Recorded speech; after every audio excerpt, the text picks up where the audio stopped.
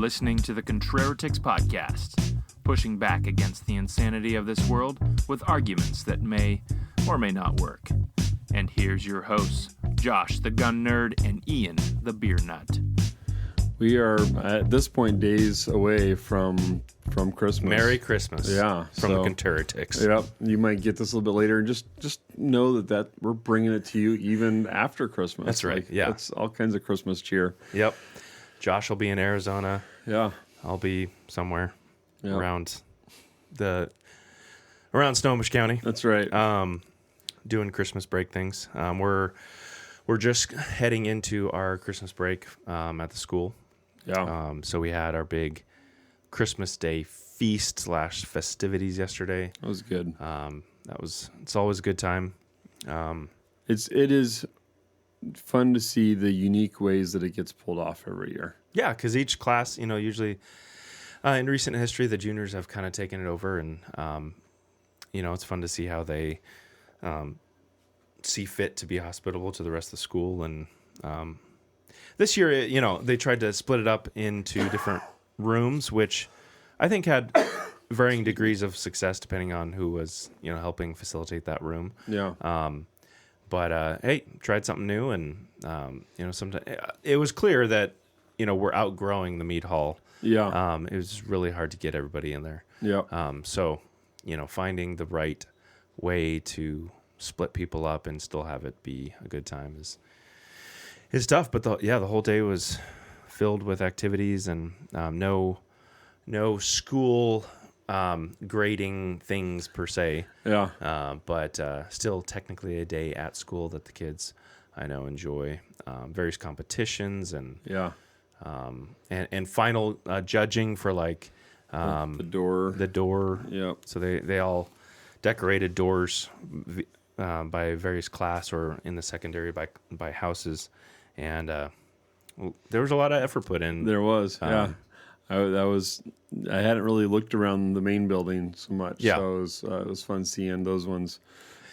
We did a final presentation of all of them, and I just kind of ad-libbed on what I thought about them, because I was one of the judges, but we were just going around looking for things that made them unique. How much effort was put in, and obviously as you go down, kindergartners used squares of construction paper as you'd expect, and but still made a good looking door, and it's fun to see creativity come through For sure. Yeah. in different ways. It was good. But going into Christmas, we got a beer called the Sleigh Tipper.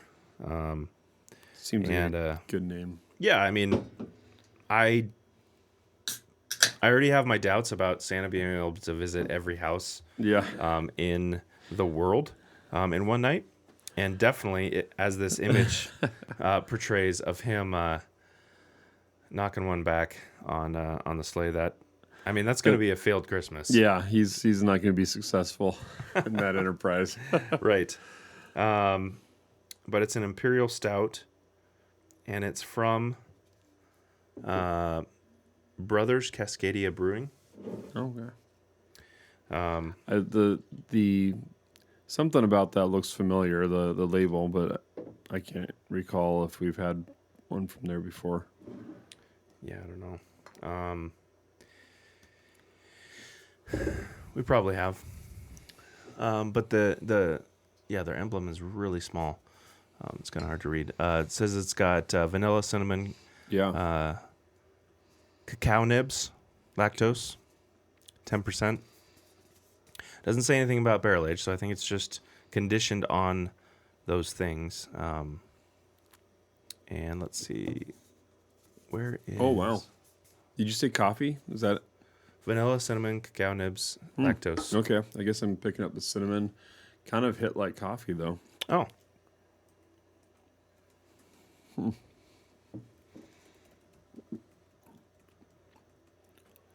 Looks like it's out of Vancouver, Washington. Oh, wow. Okay. Okay, so a couple episodes ago, I just thought of this. We had talked about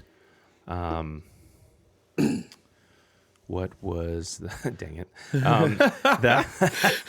the brewery in the sour Trucker? What? No, the one that shut down down in Beaverton, I think technically Portland. Oh yeah, I remember that we talked about a brewery in Portland that shut down. Whoa. Yeah, Cinnamon really comes through there. it does. Although I picked it up as coffee first, but yeah. I mean, I'm not somebody that really enjoys cinnamon a whole lot, and I don't find it Okay, off-putting. yeah. So it reminded me of that because it was Cascade Brewing, and this is Brothers Cascadia. Okay. So Cascade Brewing, which was known for their sours, and yeah, they had all kinds of. Do you remember the labels? Oh yeah, Like yeah. they were always in these. Yeah. What are those? What technically is that, like a pint? I think there's 750 bottles. Okay. 750 milliliters. Anyway, so they had all different kinds of fun sour combinations and stuff. But it had been going since 2010, and it shut down. After 15 years, huh? Yeah, after the main guy passed away. Okay. Like it was not anticipated. He was not. Yeah. There was no complications before. He just all of a sudden had some sort of event. Wow. And it was in the process of being purchased by 3 other partners. Oh, really? And it sounds like it just wasn't fell through. financially Wow. viable Bummer. after. Because who knows where the finances were in the process, but Mm-hmm. a lot of people were lamenting. It just ceasing basically because it had been such a stalwart in the area for sours and Yeah. but it's crazy when you can commit your life to something, you pass away and It's just gone. it's just gone. You know, That's tough to think about that. it lives in people's memory. Yeah. And I saw all these social media comments about, oh, we love this place, Yeah. so many memories. That is a weird thought. Like, do you want something to stay in? Like, let's say, you start a business. Do you want to stay going and running after you pass on, or leave it alone, sell it, whatever, Mm-hmm. or do you want it to come and be something like it could last in a memory, Mm-hmm. as like what it was, or it can die off or live on as something totally different than what you wanted. I guess is what I'm trying to say. Like, yeah. I mean, businesses can change their model after you pass away, or they can just cease operations. And because I think more than, I mean, there are definitely businesses that are just defined by their products that they sell, but hopefully you're like take Five Rights, where it's defined, sure, by its beer, but by the community that it cultivates and the people that gather there, because of the people that are running it and the people that they hire that cultivate that environment. Yeah. So they could switch to, like, let's say Five Rights Coffee Company. Yeah. And it wouldn't be exactly the same, but it could still live on in a similar mission, Totally. providing a different product, but providing a similar service. When you think about attaching your name to a business, I think of one that I think it's local, Azel's Chicken, that is no longer owned by Azel. I don't know It's- that. Is that like, have you not seen any of those or heard? no? I mean, they're not huge. Is that but- like a restaurant or? Yeah, it's Okay. it's like a fried chicken place, and I think the owner was like Ethiopian or something. I could be wrong. Oh, in Woodinville? They're around. There's one in Everett, or no. I mean, they were down in like Skyway. I remember seeing some there. They There's- actually got There's one in Bothell, Linwood, and Edmonds. okay. Yeah, I remember there used to might be be a one few down more, but- Skyway. So ended up being an issue with him, and one of the people ended up taking part in ownership, and he was ousted one way or the other, and so his name is attached to it, and his recipe is attached to it, and he ended up going and starting another company called Heaven Sent Chicken, if I remember right. Okay. And there is one of those in Everett, last I checked. Your 112th. Yeah, it says by the early 2000s, business and personal relationships soured, not Yeah. soared. Yeah. Different. Between Stevens and the Rudd family, leading to legal battles, and Stevens' eventual departure from Azell's took his recipe and started having fried chicken, Yeah. while the Rudd family continued Azell's. And there's another one that is a cookie company that I can't remember the guy's. It's not Otis? Maybe it is. But his name was, on the business, and he ends up getting ousted. So it's just this weird thing where you put your whole life into something. Another one was just kind of getting the lowdown recently on Mike Glover and Fieldcraft, and I knew that there was some separation because of some legal issues that he was going through, some false accusations that were thrown his way, and he had written into the contract for those that were involved in running the business that if there was some sort of legal or moral issue, that they could be separated from the business with no compensation, and that ended up kicking him out of the business. Interesting. And so I thought up until like this morning that, I think he's been out of it for close to a year now. I thought that he still had some stake in it, and there's nothing, no compensation, nothing like that. And it was, from my understanding, accusations from a live-in girlfriend that she now admits were just accusations, and so he lost his end of the business. It's worked out spiritually well for him. He claims to be a Christian. He's got some really goofy stuff that kind of make me wonder about it. But yeah, you invest your life into a brewery, a business of some sort, and how do you? I mean, even the school here. Eventually another generation will take over, and hopefully, by the grace of God and all that, they make it better than what we left for them. Yeah. So. Yeah. I mean, even as you're talking, I was thinking of because we just went over the Boeing company in Pacific Northwest history, and how they. I mean, he was only in it for about 20 years. It started in 1919. I think he left in like 1934. Went to go do other. He actually became one of the most respected horse thoroughbred breeders, really, in America, I guess, at the time. But another thing I didn't know is during the Depression they shifted to like furniture making, or not necessarily Depression, maybe also, but wartime. When no, because wartime they were making planes, but during I think after World War I, because they had a ton of business then. Yeah. But in between, they shifted to furniture building because obviously planes were made, a lot of wood back in the day. Yeah. It is interesting, like the different companies that like made Tommy guns, so that made I think you can get a Singer Tommy gun. Oh, really? So they made sewing machines and Boeing had an advantage because they could source their own wood from their own land. Oh yeah, and so they could offer the plane at a price to the military that other companies couldn't. Yeah, interesting.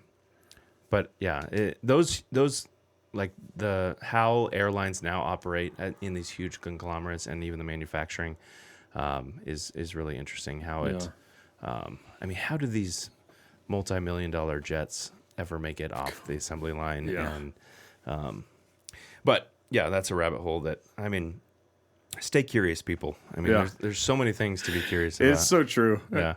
You might just be sitting there watching a bunch of kids singing, and then you just notice like the way that a curtain has the business name on it. Yeah. It never ceases to amaze me the way that Ian can get a picture of something that just strikes his curiosity that 98% of the world is just missing right there in the moment, and Ian's like, wonder if I started picking at this little paint fleck on the wall. Tastes like lead. Yeah, right. A murder must have happened here. Yeah.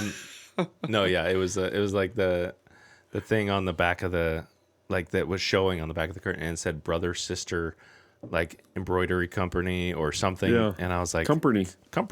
I was like, that is an interesting name. Yeah. You know, like, you're just telling the world, your brother, sister. That's you know? right.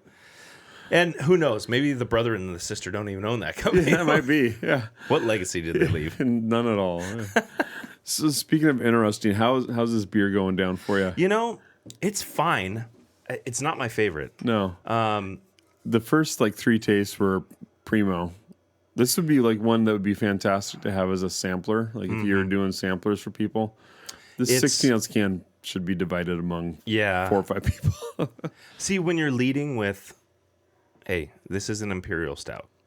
You know, I'm thinking mostly stout, maybe a little bit of something. Yeah. And they do say after the side, vanilla, cinnamon, cacao nibs, lactose.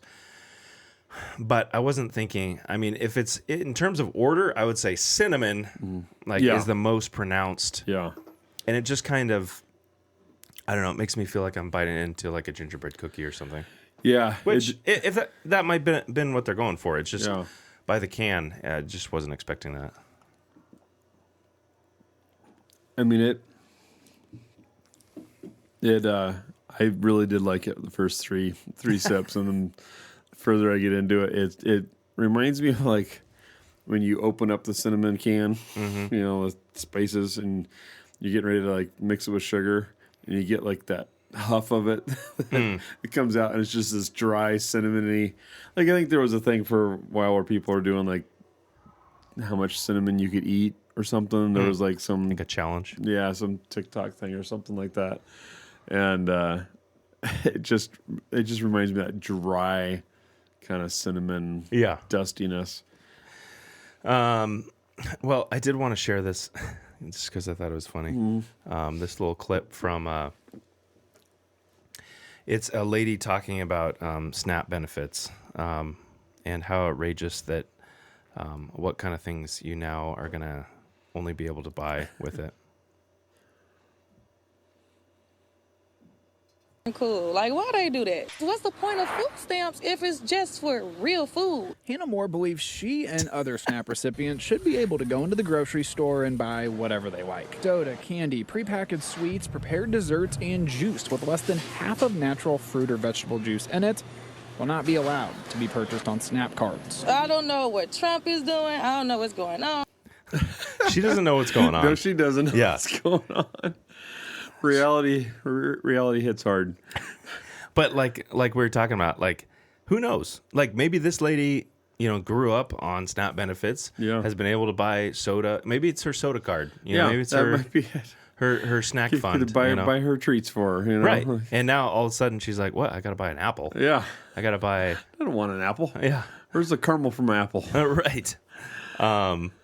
But I think it is, you know, just a small window into, you know, the bigger problem that we have of, I mean, government subsidies just always has fallout. You know, there's always some unintended consequence, like supporting the single mother, you know, with government funds. Inevitably, you incentivize mothers to be single. Yeah. Rather than, you know, like, hey, you can't live with me because I lose my benefits if you do that. Yeah. You know, rather than just, hey, we need to get married because, you know, like, yeah. It's a weird thing. Yeah. There's all kinds of, you know, nuances to that in terms of like, yeah, why are you in that situation in the first place? But, you know, there's just unintended consequences. And this is one that, man, I think the soda companies, all the sugar companies lobby a lot of money to try to keep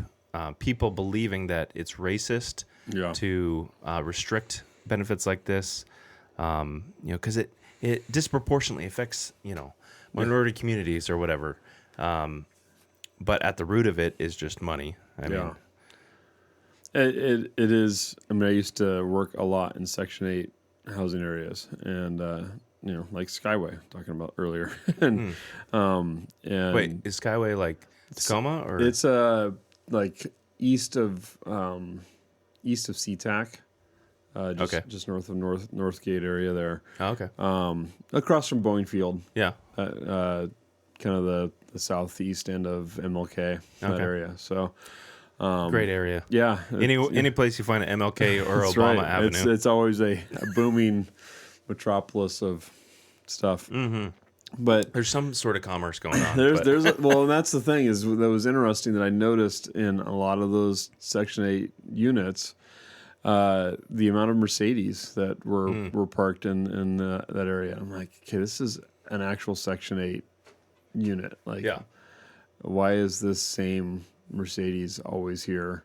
It's not owned by the manager. It's not owned by the employees. It's always parked in front of a particular apartment, and then you start seeing some of the home-based businesses that were going on. You're like, oh, okay, interesting. So, yeah, I noticed that frequently. Working on Casino Road in Everett, and see the same kind of a thing. There's just different ways that the money gets spent when they can have their snack card. Right. Yeah, for sure.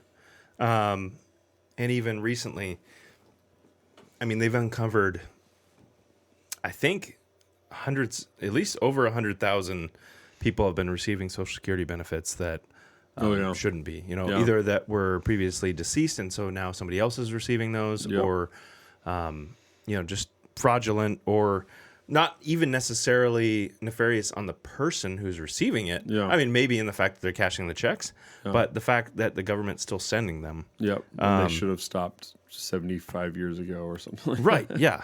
And just how the government is not so much interested in ridding itself of fraud. No. Like just as a default, because why are they incentivized to do that? You know, like that.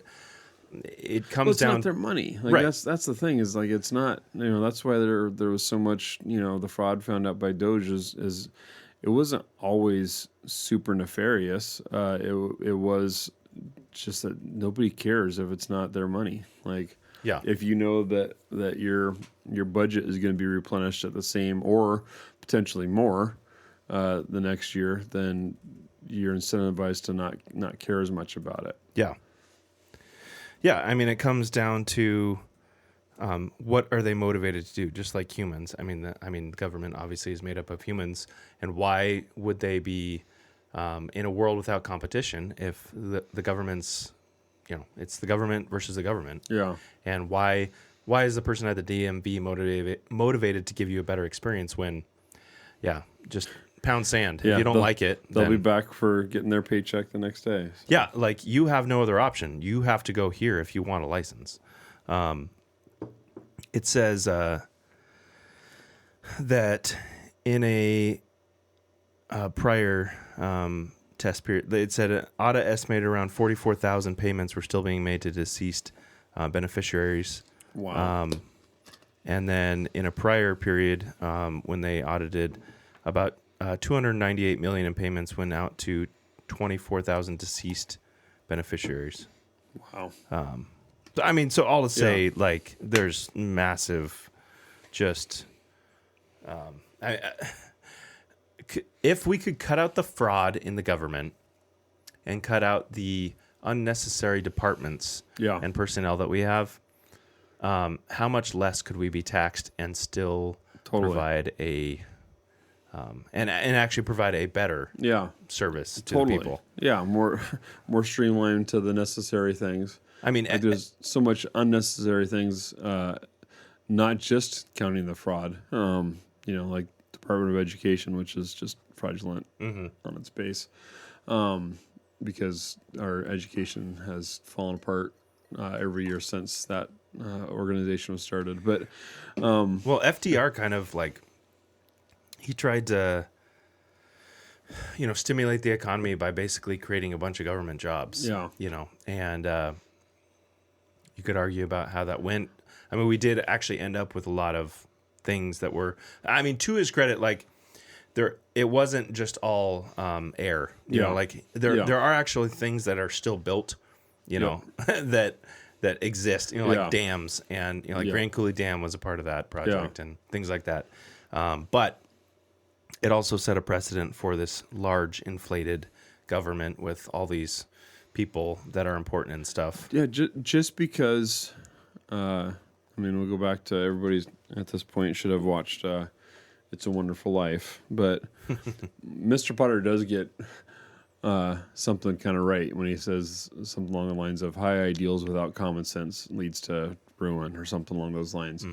And so just because something is a great idea doesn't mean that it's really that great of an idea in the long run. You know, just because you have great feelings about it doesn't mean that it's actually a benefit. I'm sure that,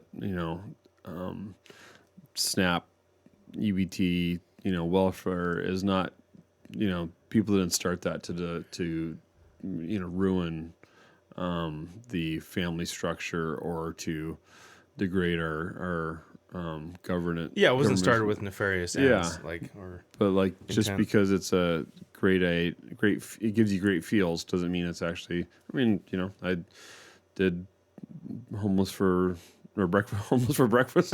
that is not good feels. Breakfast for the homeless, right? Which it's better than. It is better than breakfast. Homeless for breakfast. Sell that program. We don't know where to put them. How about in a burrito? Soylent burritos. Oh man, yeah.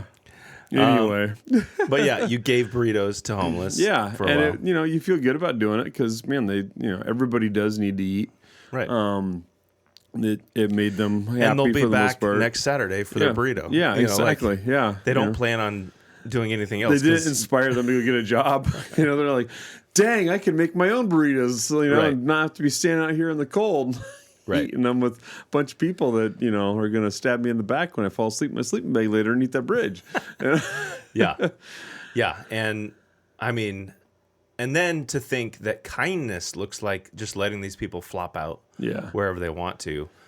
There's actually a lot of rape, a lot of it's terrible murder and things that happen within those encampments. Yeah. That it's not like a bunch of nice people getting together to share bread together. Yeah. It's not like this nice socialism experiment under the bridge. Right. It is every woman that we talk to out there is like, it's scary. I mean, it is a dangerous world, and they would try to find somebody that they could trust a little bit more than everybody else to help protect them and stuff. I mean, I follow this guy on. Actually, I don't even think I follow him. I just see some of his videos occasionally, and he goes around.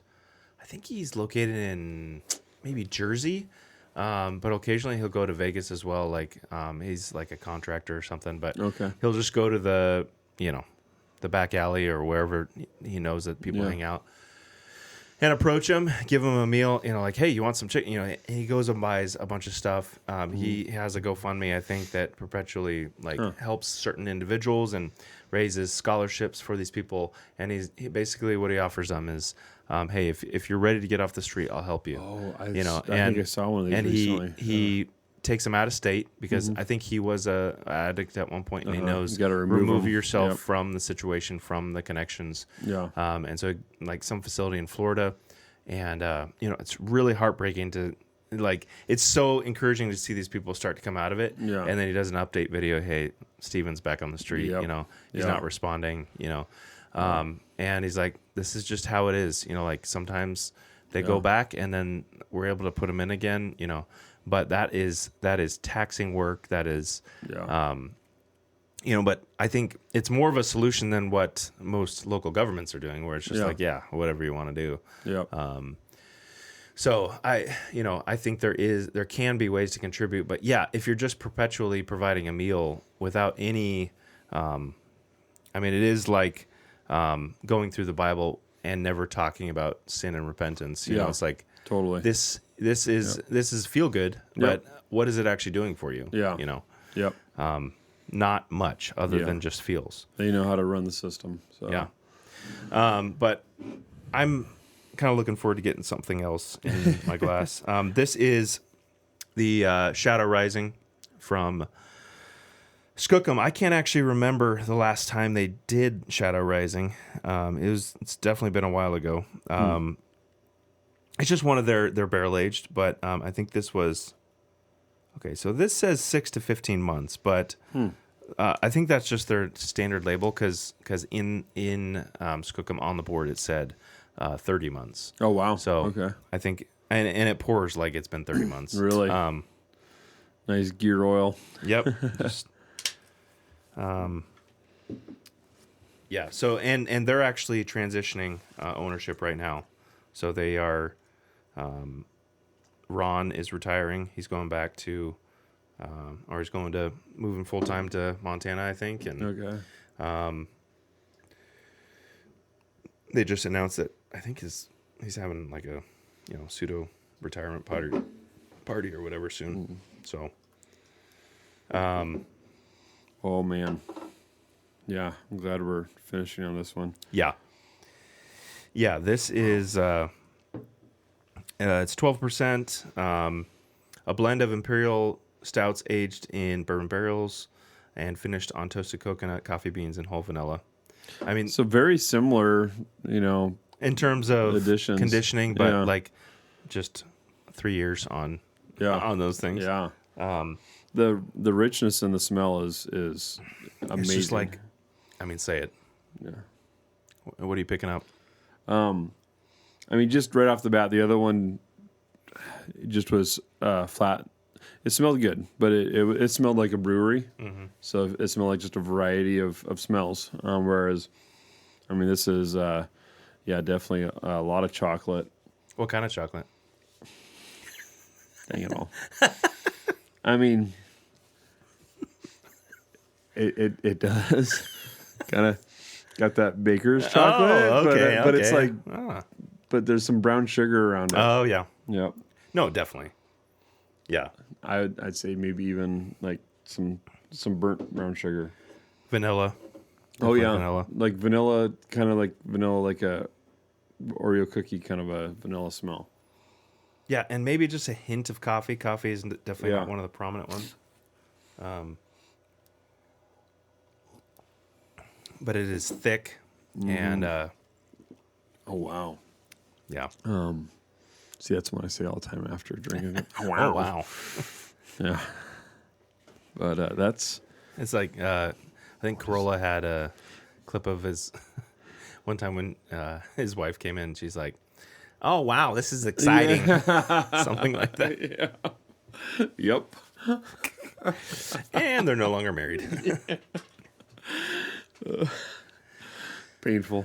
But hey, they want you to know: always recycle and drink responsibly. All right. If they What is responsible? well, recycling responsibly, it'd probably be using these as a target, maybe Yes. some wall art, pound them out into roof tiles. Now, if this is from the earth, Yeah. like we extract aluminum out of Take the a earth, hole, then bury it. just giving it back to the earth, isn't that just like recycling? Like Yeah. reclaim it. That's right. Like, I mean, weren't the instructions on like some of the old oil cans and stuff like dig a hole in your yard, basically, Yep, bury it. Yeah. bury it? Well, I know. I've That's told where we you got it about- from. Yeah, exactly. Yeah, I found like a 1950s truck cabin buried in my backyard when I lived in Machias. So, Wow, yeah. that's always cool. Yep. I actually mean that. I guess that Yeah. could have sounded You sarcastic. I'm like, that would be awesome. That's like Christmas. Yeah. Like I got a 50s cab in my backyard. Like hoist it up into a tree, make like a That would be cool. I don't think Like a it would have fort? survived on Yeah. like digging it. Like the way I found it was by running a post hole shovel right through the roof of it. I mean, there are certain advantages to living like in Britain that goes back to like the 1200s, where yeah. you might open up a wall and find, Yeah. some, Find like a sword, or just like somebody stashing coins in the Yeah. wall for a rainy day, or Yeah, totally. 3 generations later. Yep. But yeah, this is, I mean, if you want something special for the holidays, Yeah. go to Skookum and pick up some Shadow Rising because it's well worth. I mean, this I think it is $10 a can. Yeah. But it's special. Like it takes a couple years to produce this. Yeah. So do yourself a favor, and I mean, without having to wait a couple years. You know what? This is the fun thing about it. Like, experience I that. don't ever want to have half of a can of this again. But if I got 4 different ones of these and 6 friends, Right. and I were to do like a flight, this would go well in a flight with that. Yeah. And would give you just different.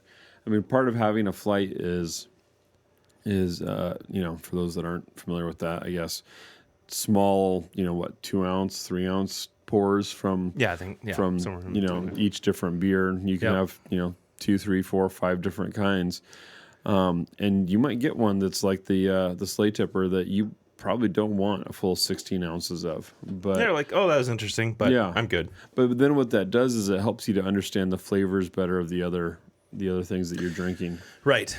And I mean, there's something to be said for just tasting that. Like, it's not just I appreciate a good hoppy beer, but something that, you're appreciating, like the craft, the foresight, just wait.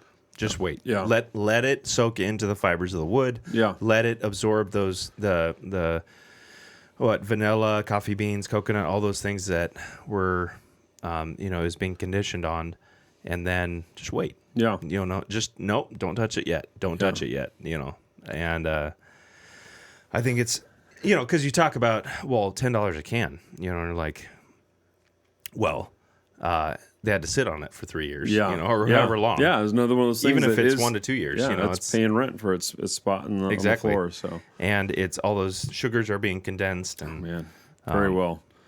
Well, yeah. it's interesting. We were talking before we hit the record button about kind of the thought that counts. Yeah, with gifts, and I mean, there's actually a lot of thought that went into making that beer. So I guess you could say the thought really does count. Yeah. In particular, like and talking about gifts and giving good things. It's I think everybody is experiencing that the world we're living in is more expensive, even though maybe the dollar signs aren't. They look the same as they had before, but the dollar doesn't go as far.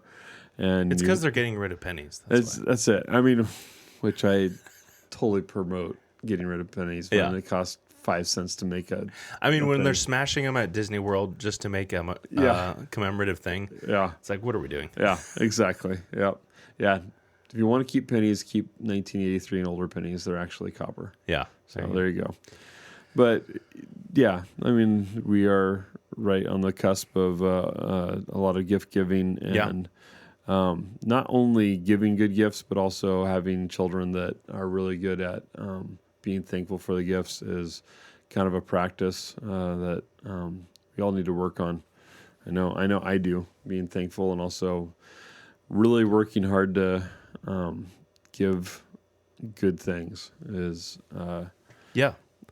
Yeah, I mean, I think it's a natural inclination for a parent to want to give their child good things, and I mean, if you don't have that inclination, like, check yourself. Yeah. But you're at the same time, not every gift is going to hit. Yeah. And so while you're instructing them, hey, still be thankful. Also you need to be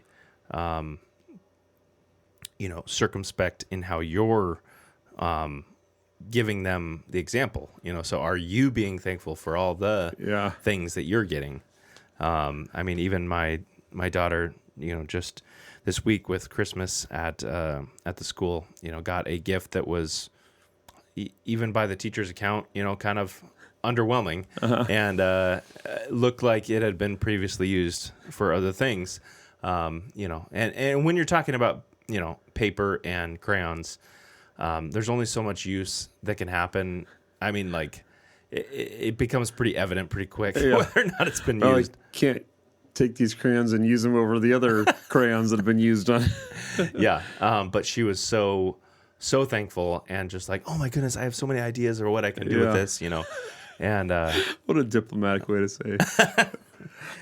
This is actually, we talked about this before, and it actually reminded me of something I had totally forgotten about. My mom's mother, my grandma, I struggle to call. I've always struggled to call her grandma. So we didn't have like a really close connection growing up. right. And I remember for like a 12th, 13th, 14th birthday getting an item of clothing from her that was literally something I would never wear. She did a good job of picking out like what a 14-year-old or a 13-year-old would wear Sure. in that time. It was some sort of a jean vest kind of a thing, and that was probably really cool at the time. And then she got me a neck chain with like a bomb on it, like dropping out of like a cartoon looking kind of a bomb, and Massimo. I can't remember what they made back in the day, but that was at that time was like a cool brand. Yeah. So like she had at least like, okay, what are the kids wearing these days? Even though she didn't know her grandkid. Yeah. And so she got it, and I remember opening it up and just being like, who was she buying this for? But it was one of those things where it was like, you know what? She thought about it. You know, she might not know me, but she was like, I don't know this kid, so I at least got to know what kids in his generation are wearing. And she got this, and it was, she included a receipt, which was nice. But it was just one of those things like, you had to be thankful, even though it was like that would have not been anywhere in my top 100 of things to get. Yeah. And this is one of the things that you think through as parents, like, do I want to get the most perfect gift for them that just hits that sweet spot for what they, the top of their list? Or, and sure, yeah, that would be great every time. And sometimes it hits both. But then also, what I think actually, I know what they said that they want. Yeah. But what would bless them in ways that, Yeah. like even giving them a gift that might push them a little bit, like, hey, you're actually not going to be able to use this gun right away. Yeah. Like this is something, something that might be a little dangerous or might be above what you think they can currently handle. But hey, here's the fire control group on something, and we're going to slowly build this thing. Or here's the lower frame or whatever. Yeah. And 7th year birthday for Ethan was like dangerous things. Uh-huh. Here's knives and yeah, it was similar age that I gave Job like a machete and like like it was just like multiple things that he was running, like I hid them around the yard, and he went and found, and he was like, what am I going to do with all these things, but also like helping them expand. I mean, even as you're like always be teaching, right? So like whether or not you like it, you're always teaching. Yeah. And so teach good. right. What expectations are you setting? Are you setting the expectation that, hey, I gave you the perfect gift. So someday when you're old enough, you need to be able to give me the perfect gift. Yeah. So that I'm happy as well. Yeah. Or, can you put a lot of thought and intention behind a gift, and it'd be worth, like, monetarily, if you were to go out and sell this thing, it would be worth $5, but it's actually to the person worth priceless. Yeah. Yeah. Yes, I think it can be. Yep. And that actually takes thought. That takes less or more thought than just going to the Amazon cart. Yeah. And for sure, there's going to be those things that you just go to the Amazon cart and like, hey, I think they would love this. They've been needing this. They've been asking for this. Sometimes, I mean, my grandma got us socks every year. You know, like, because who wants to take the time to buy socks? You know, but like grandma's like, hey, Fred Meyer has a sale on Black Friday every year. Yep. I'm going to buy you socks, so come down and pick out your socks, like. We got a can of olives in the bottom of our in the bottom of our stockings every year. It had to be at the bottom because it crushed all the oranges in between. Right. But or like the coal. Yeah. I think my mom probably is setting coal aside for me right now. Is there a coal emoji? Yeah. She made one. Right. But like that still to this day, like I enjoy olives every time I have them because that was just a thing that, we liked olives growing up. I love olives now. But back then it was like, we get our own can. Like we actually don't have to share any How of about this. your own can of whole peaches?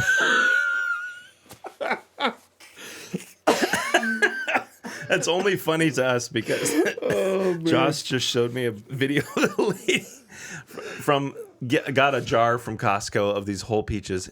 First, she tries to take it out. She's so excited. She's got she takes this gallon jug. Yeah. And you can tell she's already like sampled the syrup about halfway down. Yeah. And She's salivating. Yeah. She's like glug glug. Yeah. There's you can't even the jar's so big you can't see her head as she's trying to take a sip of this thing. And then her chin and double chin are showing glee as she's trying to get this this peach out, but the opening is the size that only allows the peach out, not your fingers. You know the trick about like, hey, can you put this golf or this cue ball in your mouth and then it gets stuck in your mouth and then you got to go to the hospital, kind of a thing. She did that with her hand into the jar. Like you just look at it and you're like, you do understand, like your hand can't grab a peach and pull it out of the jar. But no, she didn't understand she that. needed you there, Josh, to tell her that. She did. And she grabs a fork, like a serving fork, like a double prong thing, and mutilates this peach out of the jar, and then eats it voraciously. And it's actually hard to tell what the point of the video is. Because in the comments, what she says is, "I'm now 54 years old." Like, okay. Do you have to wait till you're 54 to eat peaches out of a jar? Yeah, I would have preferred she said I'm 4 years old, and then it'd be like, okay, it makes sense why she doesn't understand why she can't grab a peach and pull it out of the jar, or why she's drinking peach sugar syrup juice. Yeah, it was a very confusing video. It was, and Josh felt compelled to send it to me. Yeah, it was not AI. Like, I don't think AI can think of that. No, I don't think that was the thing about it. It was like, okay, this is where AI would still. Oh, and the whole video, there's a dog in the background that you can't see, but you can hear it drinking. Maybe it's half a gallon of peach juice. She must be in Arizona because he's lapping up water. That dog had not had water in days. Yeah, it was drinking water to save its life. Seriously, and so you just hear this lapping of water. And this 54-year-old woman trying to get a peach out of a jar. But then at the very end, she says, "Now listen, these are available at Costco." So, and if you see this video, if you ever wanted to buy a gallon jar full of whole peaches, you won't want to do that anymore. Exactly. You'll be like, you know what? I'm cured. I don't even know what is this company like shipping jarred peaches that are. It appears to still have the pit in it. Like it looks like it's a peach with the skin removed. What's the advantage at that point? Wouldn't I just buy peaches and eat a peach? Yeah, exactly. Why do I need to buy it in a jar? There's probably a reason that I could figure before watching the video, and now after watching the video, I can't figure a reason why anybody would ever do that. It's just seriously disgusting. But anyway, back to people. Like giving good gifts to your kids. Like, do it. Don't make it so complicated. Yeah. Like what it actually requires. Like I think my wife has been a good example of this to me. Because inevitably it's every Christmas. It's like, hey, I know it's 11:30, but I really feel like I need to make. What's the thing? What's the French? Not croissants, but. Shoot. I know, Aaron. I know you're saying it right now. But screaming into our headsets. The pastry that has the filling, the thing in the thing, But anyway, are we talking about a brewery that's closed down? No. Like she's not a croissant. Why is that the only word I can think of? But she's like, I really like that. That is what I feel like Christmas. She's saying this to me, that's what I feel like Christmas is not about, but like that's maybe a tradition that we've built, and like I feel like they really love this, so I think I should do it, even though it's late. Yeah. And so she'll stay up ridiculously late to get because the dough has to. I don't know if it necessarily has to proof, but it has to. It has to do something. It has to be in the fridge, and it has to like. The butter and everything has to get solid, so you can then roll it out, and you can make whatever it is we're making. Like a layered thing. I'm really curious now. Do we need to call Kim up and be like, "Hey, what's the thing?" Yeah, if my phone wasn't being recorded right now, yeah. But it's I legit can't. A croissant is the only word This is hilarious that I can think of, but. It's become like I have pictures and videos of the kids, tiny, waking up and coming out to whatever it is that is on the plate, and they look forward to it. But it's not just because the taste of it is necessarily that amazing, but because it's gifted from her. We got to find out. Mm-hmm. Hello? Hello. Hey. Hey, so why is Kalmar barking? I don't know, probably delivery. Okay. Are you super happy right now? I'm super happy. Okay. Good, because you're being recorded. Yeah. By We're legit on the podcast. This is going to be broadcast. no, I'm super confused because I'm like, who's calling me? It says Josh home. Yeah, it's Josh's home. That's We're right. at Josh's home right now. Yeah. No. Okay, so... No, I answered the phone really confused. Okay. Yeah, you were either previously angry or just confused. Confused. I'm angry. Yeah, that's ridiculous. You She's never get angry that she's confused. No, but what it... The reason we're calling the is... reason we're calling. What are the things that you like to make on Christmas morning? They're not croissants. They're not croissants. We've What? established they're not croissants. Danishes. So not even from France land, No.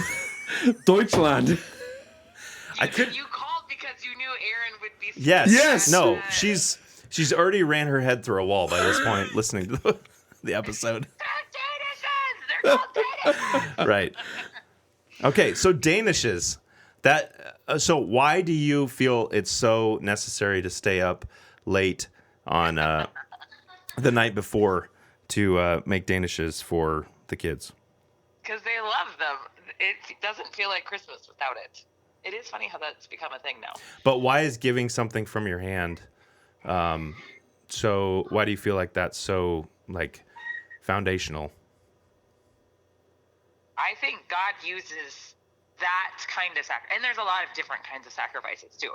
But in particular for women, I think He blesses that kind of sacrifice uniquely, and I think that is actually how He grows bonds, is through sacrifice. And so when you're sacrificing, obviously you don't have to cook, you don't have to be a baker, but that is a very tangible way. Clean laundry is another one of those things where when you're giving of yourself in a way that is actually sacrificial, He blesses that beyond what you're giving. And it's like a difficult child. When you have a difficult child and you are being faithful to parent that difficult child, generally, I would say, 99% of the time, you actually end up more bonded with that child than if they were a saint, because you have given yourself to them in a way that God is blessing that faithfulness. So, I mean, whatever the sacrifice is, if you're doing it faithfully unto the Lord, He will bless that in a way that is untangible and like you can't, you couldn't rig that up if you wanted to. Right. So it's not necessarily the Danishes that are super important. It's the sacrifice. And it's giving them. I mean, it's more than that. It's like their delight. Like I think often about how you're creating your kid's childhood, and so it's like I want to be giving them a childhood that is fun and whimsical and not just sacrificial, but also fun and delightful. And for some reason, Danish has hit home with them, because we did cinnamon rolls forever, and Well, not I just not that long. I mean, because I remember. yeah, that is true. It wasn't that long, Yeah. but I mean, I think Job was like 5. Because Danishes came along and they're Right. like, who From needs a France. cinnamon roll? Yeah. And everyone was like, nope, everyone can make. Everyone makes cinnamon rolls. Not everybody makes Danishes. We love these. These are Christmas and Easter forever. And I've tried to change it up, and they're like, nope, we just want Danishes. That's right. It's like, okay. So. All Yeah, right. I mean, it's not just a sacrifice, but I do think that is foundational Yeah. for sure. that. Anyway. Okay, well, I'm glad I angrily answered the phone. Just confused. All right. Love you. Bye. Love you too. So there we go. We cleared that up. You know what? I think that actually solved another problem. Maybe that's how we actually get our wives on the podcast. Oh, there we go. So Yeah. we just call them up and hold the phones close. I think that's the first we've talked about doing a Christmas episode, I think, since we started. Yeah. With our wives on. Yep. And originally it was, well, who's going to watch the kids? Because they were all tiny. And now it's like, well, they're doing a million things elsewhere. So yeah, it could totally happen. yeah, it definitely could. It hasn't, but we've got no reason. I mean, for it kind of just did, kind of. But Yep. but yeah, and then also in light of that,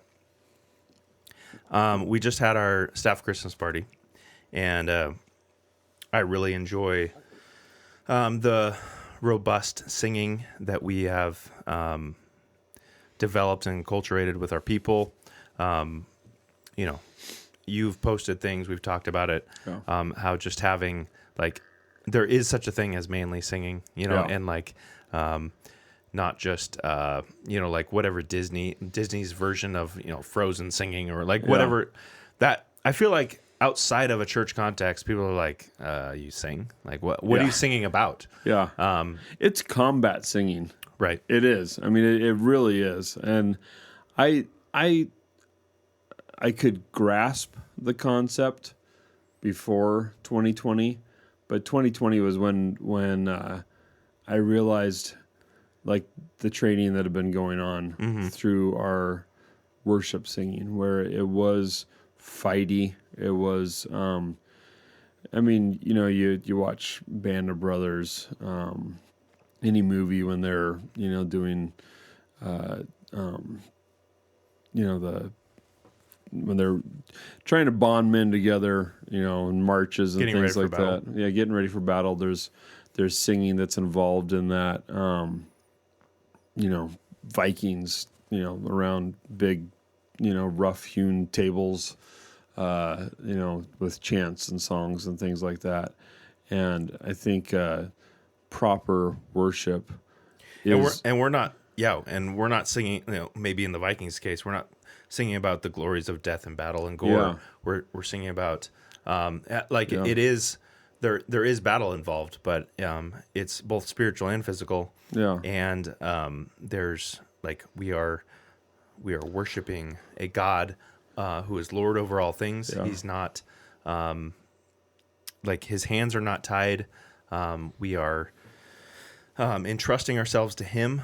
I mean, like, this time of year, we're actually singing about our leader in battle, the first coming of our Savior. You don't have a Savior when things are well. Mm-hmm. You don't have a Savior when there are no problems. There's nothing to save you from if it's all cakes and flowers and stuff like that. You have a Savior that comes when you are in prison, when you are held within walls, when there are when there's a battle space that needs to be conquered. That's when you get a Savior. And so we have a Savior that has come and died for us, rose again, and is coming back. And we need to be singing about that. That is a battle-focused story that we need to be singing about on Sundays, and particularly this time of year when we are thinking about the Son of God coming back to take us for the final time to our safe place, where we are actually having the walls broken down, the chains broken, finally, where we have eternity to spend worshiping Him, working for Him. We need to be singing about that. This is not Jesus is my boyfriend time. This is like time to actually sing battle songs.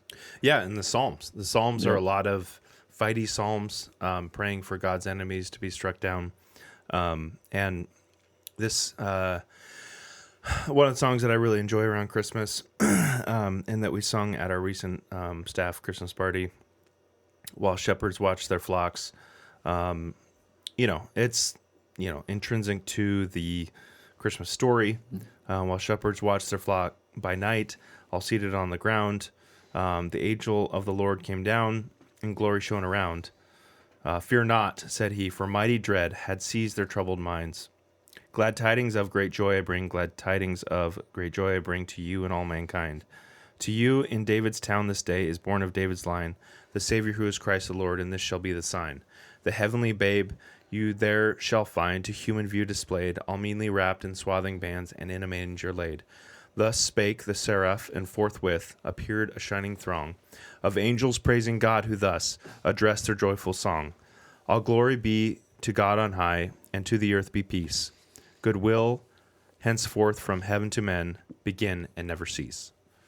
So it's really just telling the story, it's probably Luke's version of the story of the angels coming down, bringing good tidings to the good news to the shepherds, and there's a fun tradition that we like to do where we stomp at a certain point. Yeah, and it gives kind of I know there's those that would disagree with its placement there, in terms of is this a fighty song or not? But I'm like, I don't know. This isn't Away in a Manger. This is actually hey, there's good tidings, so wake up, Yeah. And I think it's appropriate. But here's a clip from our most recent staff party.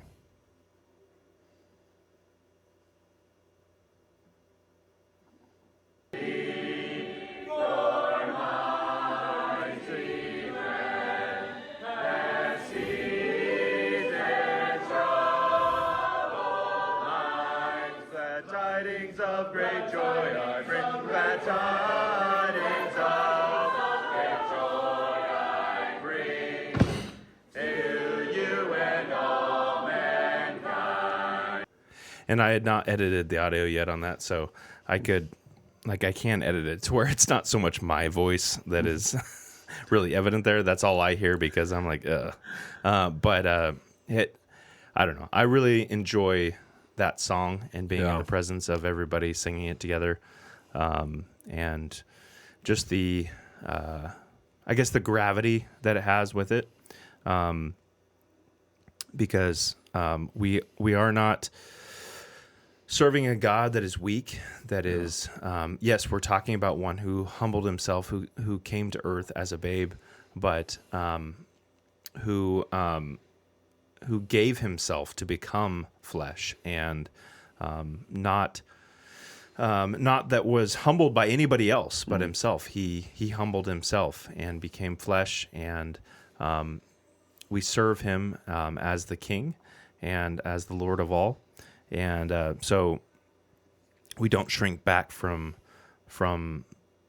singing songs like that worship him as the King of Kings, and the glory of being humbled and humbling himself. So I don't know. Maybe you need to sing some fighty songs. Start the new year off.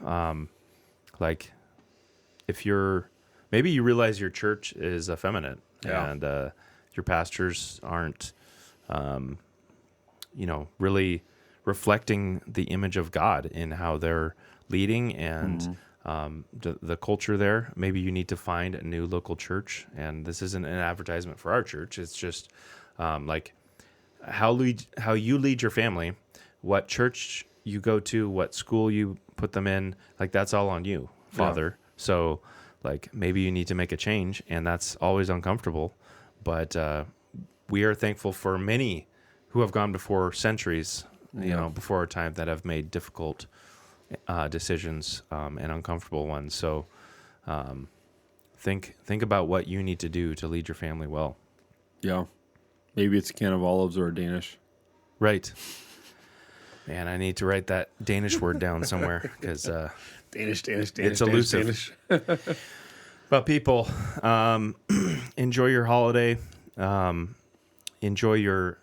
Hopefully, you've enjoyed your Advent season, and now you're enjoying the Christmas holiday. And make it sweet with your own attitude, with your own giving of yourself. And we'll see you in the new year. See you then. All right. Thanks for listening to the Contraratics. Tune in next time for another dose of guns, beer, and contrarianism.